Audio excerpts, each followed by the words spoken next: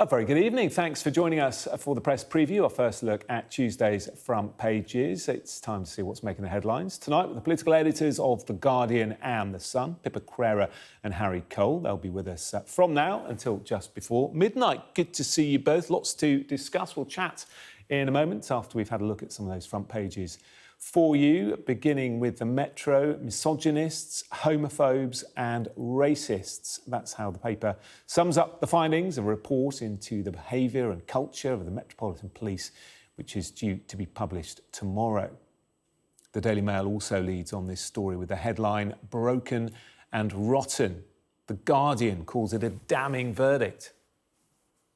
The Express says the report means the police must now win back the public's trust.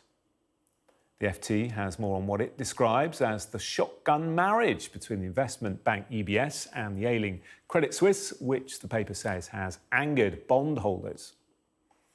The Sun carries an assessment of Britain's roads, which are blighted by potholes. And the Star has less than flattering things to say about seagulls.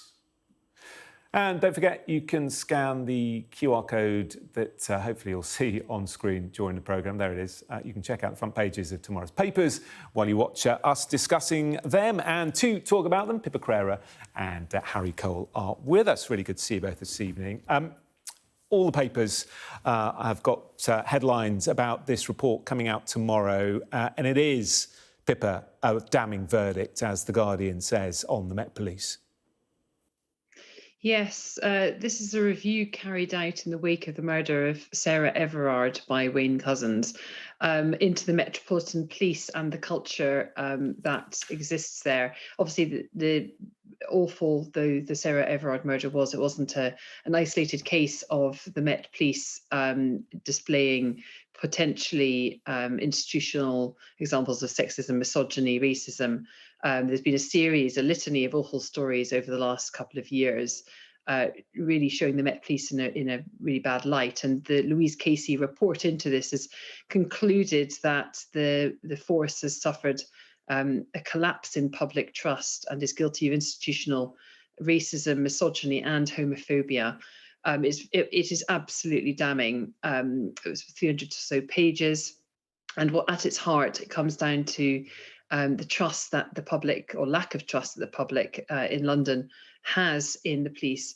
Obviously, policing in the UK only works through consent, and the survey as part of the report warns that just 50% of the public have expressed confidence in the force. Even that's even before the revelations about some of the really awful scandals that the force has been embroiled in. So it's not an understatement to suggest that it's an existential crisis for the Met. It's I remember in 1999, you both will as well, the William Macpherson report into Stephen Lawrence's murder. Applied the term institutional racism to explain some of its problems, and 10 years later, the force and it was concluded that label no longer applied. And while Casey doesn't suggest that there's necessarily institutional racism in the force, she does say that certain problems in this area persist and raise a question of what should happen to the Met if it can't reform. We've seen some of the examples, Sarah Everard's one I mentioned, obviously, of misogyny and sexism. I mean, these are really serious problems facing the incoming or the new Met Police Commissioner, who at the heart of all of this is going to have to try and re-establish trust between the police and the people that they're there to serve.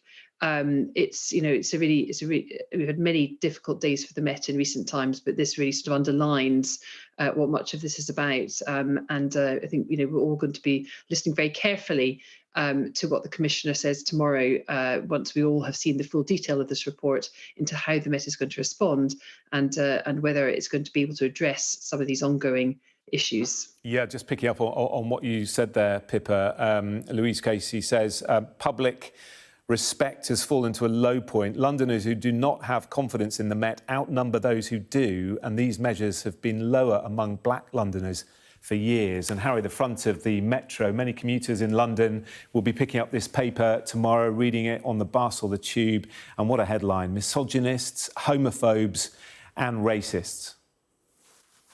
Yeah, about as damning as it can get, the KT report tomorrow. Our colleagues have been locked in, seeing it under embargo all day, and come back and said it is a horrific reading. And it is a survival issue now for the Metropolitan Police. One of those recommendations of the review is that if they can't get a grip on their organisation, then it's time for the Met to be broken up.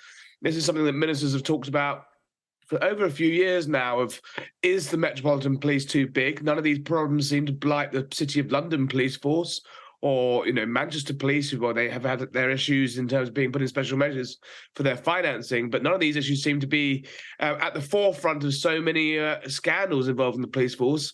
Met obviously cover fraud, counter-terrorism, diplomatic protection, day-to-day policing of London. It is a vast organisation, and there's a growing drumbeat now to have it broken up and almost start again if they can't get control. I think it's interesting. I think we're going to see Rowley out tomorrow. So far tonight, my understanding is that he's refused to acknowledge these issues. He's refused to repeat those terms: institutional homophobia, institutional racism, institutional misogyny, and said he's not going to put labels on things. I wonder how long he'll get through tomorrow with that line sticking. Yeah, same story on the front of the Daily Express, condemned public's loss of faith in police. I mean, Pippa, 16 recommendations in the report. We'll learn more, as Harry was saying, tomorrow. But one thing that is highlighted is past leadership and failings there.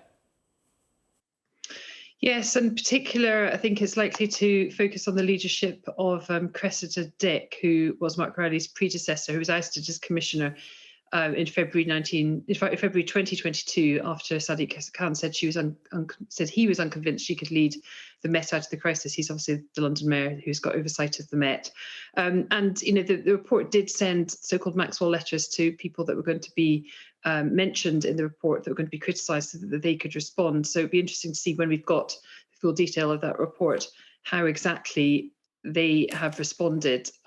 It's like we say, this is not a new problem that the Met appears to face. We've seen this going back some decades. In fact, these criticisms of the force. I think it's pretty depressing that it's reached this point, and that it took the Sarah Everard's murder and Wayne Couzens' role in that, plus David Carrick, the serial rapist, his case, to show that these weren't one-offs, but possibly how symptomatic of how serious the failings in the Met have become. So there'll be lots of tough questions asked tomorrow of the Met and of the people that oversee it, and certainly the public will be expecting answers. Yeah, they really will. It makes, I'm sure, for depressing reading. We'll find out more tomorrow, as you say. Harry, let's move on to this story in The Sun. Unionists reject Rishi Brexit deal. I mean, how much of a setback actually is it for the Prime Minister? I suppose that all eyes now turn to the ERG, because they said they'd take their lead, didn't they, from the DUP?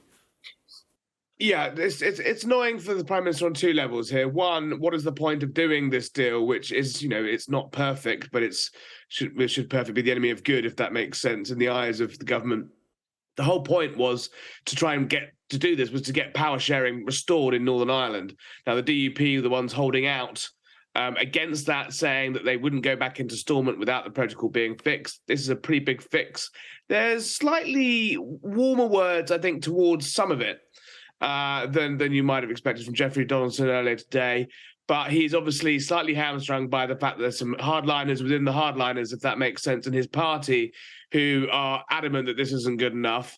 And the DUP very rarely would countenance a split. So I think there's still some way to go in it. The language from Donaldson has left it open for Sunak to have another go. And actually, if you look at the wording of the statutory instrument they're voting on tomorrow, it actually goes a long way further than actually you could argue the legal text of the deal goes. So whether there's a way they could enshrine some things into British law, obviously that's how Boris Johnson wanted to fix the protocol, but Sunak wanted to do a deal where there's a sort of fudge that could get it over the line, not necessarily tomorrow, but in the coming weeks, will remain to be seen. But on its number one sort of goal of restoring power sharing and Stormont, big blow if the DUP are saying no, as they so often do. Pippa, is this what you were expecting? Well, I think Carrie's right to say that the DUP wouldn't want to look split. And despite there's obviously a broad range of views, Jeffrey Donaldson on the one side and Ian Paisley and others at the other extreme, who very quickly came out and condemned the protocol deal. But because they don't want to get split, this is really, it feels more like a sort of a holding pattern rather than a final say. And it wouldn't surprise me if the DUP obviously have recognised that there is an electoral benefit to them of opposing the protocol. If they continued to stick to that position up until the May elections and then found some sort of like elegant position in which they could end up getting back on board with power sharing after that point, once they'd made any sort of, they capitalised on as much of it as they could electorally. So I don't think this is the end of the road. I don't think this is the DUP saying absolutely no way forever. I think that's the position now, and we'll see what comes. I mean, they obviously have made the point that their own legal advice hasn't completed yet, and they'll want to see that before they make a definitive view clear. So I think we should really see what they have to say about this in a few weeks' time. OK, we'll leave that one there for the moment. Thank you both. Coming up after the break, Presidents Xi and Putin have been meeting. But what threat do they pose to Western stability? We'll be discussing that and more in a few moments' time.